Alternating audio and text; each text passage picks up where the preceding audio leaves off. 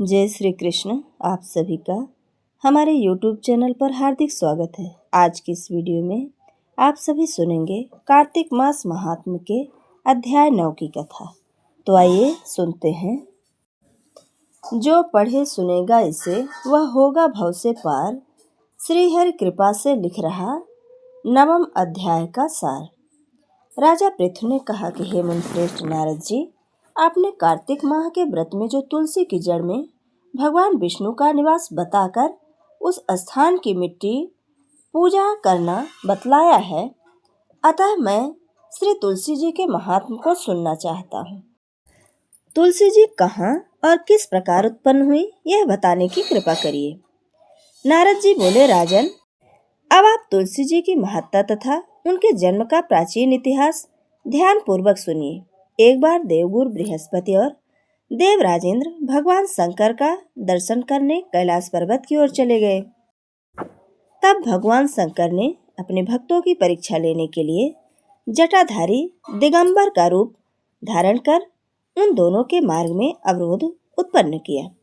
यद्यपि वह तेजस्वी, शांत, लंबी भुजा और चौड़ी छाती वाले गौर वर्ण अपने विशाल नेत्रों से युक्त तथा सिर पर जटा धारण किए हुए वैसे ही बैठे थे।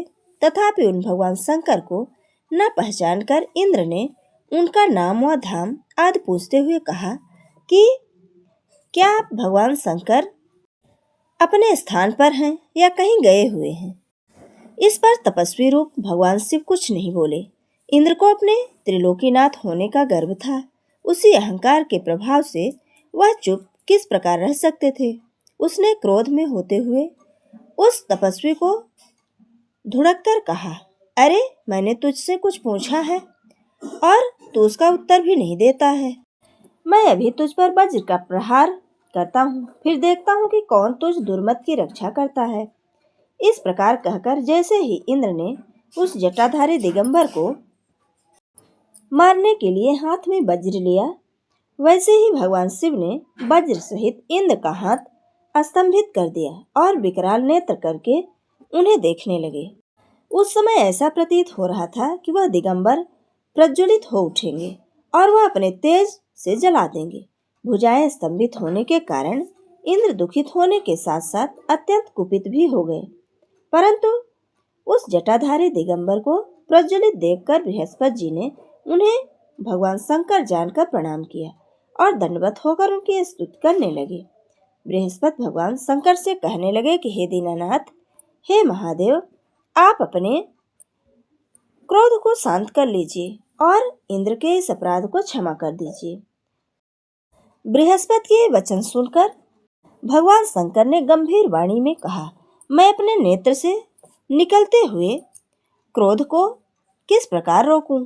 तब बृहस्पति ने कहा, भगवान, आप अपना भक्त वत्सल नाम सार्थक करते हुए अपने भक्तों पर दया कीजिए। आप अपने इस तेज को अन्यत्र स्थापित कीजिए और इंद्र का उद्धार कीजिए।